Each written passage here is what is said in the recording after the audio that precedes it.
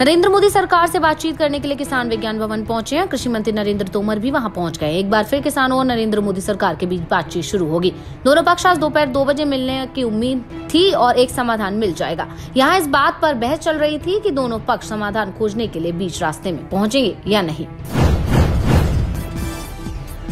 पिछले 5-6 महीने में कूटनीतिक और सैन्य स्तर की वार्ता के दौर के बावजूद पूर्वी लद्दाख में वास्तविक नियंत्रण रेखा पर चीन के साथ गतिरोध निर्णायक है। केंद्रीय रक्षा मंत्री राजनाथ सिंह ने बुधवार को कहा कि कोई सार्थक समाधान सामने नहीं आया है और यथास्थिति बनी हुई है। भारत स्वदेशी आकाश मिसाइल प्रणाली का निर्यात शुरू करेंगे क्योंकि इस कैबिनेट से उसी के लिए मंजूरी मिली थी। रक्षा मंत्री राजनाथ सिंह ने ट्वीट की एक श्रृंखला में ट्विटर पर विकास की घोषणा की। राजनाथ सिंह ने कहा, आत्मनिर्भर भारत के तहत भारत विभिन्न प्रकार के रक्षा प्लेटफॉर्मों और मिसाइलों के निर्माण की अपनी क्षमताओं में वृद्धि कर रहा है।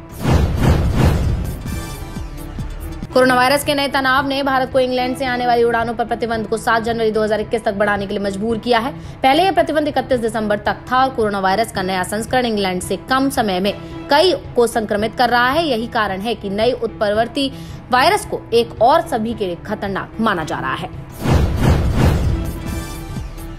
कर्नाटक के स्वास्थ्य मंत्री सुधाकर ने बुधवार को पुष्टि की कि राज्य ने नए कोरोना वायरस के 7 मामलों की सूचना थी। सभी 7 यूके से लौटे थे और दिसंबर में कर्नाटक में उतरे थे। 7 में से 3 बेंगलुरु में है और 4 शिमोगा जिले में है। शिमोगा मामलों में 3 प्राथमिक संपर्कों ने भी सकारात्मक परीक्षण किया है। उनके नमूनों को नए कोरोना वायरस तनाव के परीक्षण के लिए भेजा गया है। सभी 7 सकारात्मक रोगियों को संस्थागत संगरोध में रखा गया है।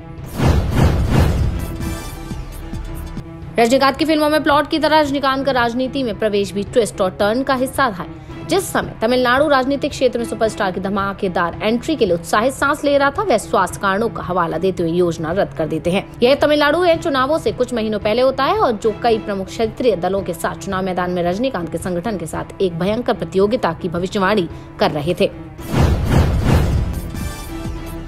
निफ्टी 0.43% बढ़कर 13,932.60 पर है, जबकि बेंचमार्क सेंसेक्स 0.55% बढ़कर 47,613.08 पर बंद हुआ है।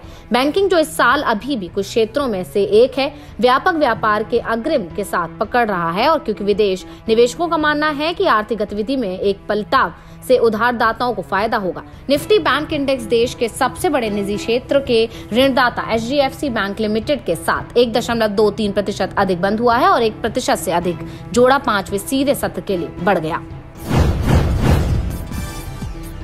ऐसा लगता है कि कोरोना वायरस का डर जल्द ही कहीं दूर नहीं जा रहा है। देश के सबसे प्रभावित शहरों में से एक मुंबई 15 जनवरी तक अपने स्कूलों और कॉलेजों को बंद रखेगा। कोरोना वायरस की दूसरी लहर के डर का हवाला देते हुए मंगलवार को मुंबई नागरिक निकाय ने कहा कि शहर के स्कूल और कॉलेज जनवरी से फिर से खुलेंगे नहीं और 15/2021 तक बंद रहेंगे। देश में मंगलवार को कोरोना के 20,529 नए केस सामने आए। 26,572 मरीज ठीक हुए और 285 की मौत हो चुकी है। इसी तरह 6,339 एक्टिव केस कम हो गए हैं। अब 2.60 लाख मरीजों का इलाज चल रहा है। अब तक कुल 1.02 करोड़ केस आ चुके हैं। इनमें से 98.33 लाख मरीज ठीक हो चुके हैं और 1.48 लाख संक्रमितों की जान जा चुकी है। देश दुनिया की ऐसी अहम खबरों के लिए देखते रहिए इंस्टाफीड।